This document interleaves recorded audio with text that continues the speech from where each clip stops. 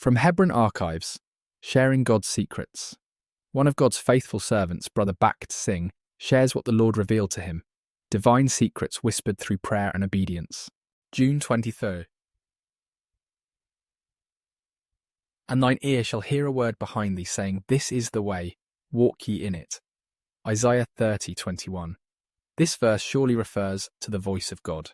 Our constant prayer should be that we may learn to hear that voice plainly and clearly, for it is only by hearing his voice that all our questions can be answered, and all our problems solved day by day.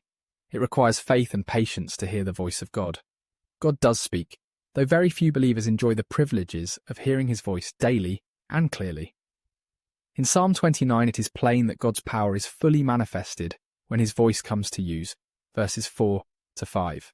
The voice of God breaks the cedars, of verse 7. The voice of God divides the flames of the fire, of verse 8. It shakes the wilderness. These words are repeated to show the great power of God that is available for your life and mine. We have already seen how this lesson was taught to Elijah the prophet. In 1 Kings 19:12, he heard the still small voice of God. In 1 Kings chapter 18:38-46, he had seen God's great power. Yet here in verse 4, he is almost saying that he does not want to live anymore. All of us feel discouraged, depressed and downcast at some time or the other. All of us find our burdens too heavy for us at times, and we all come to the juniper tree some time or the other.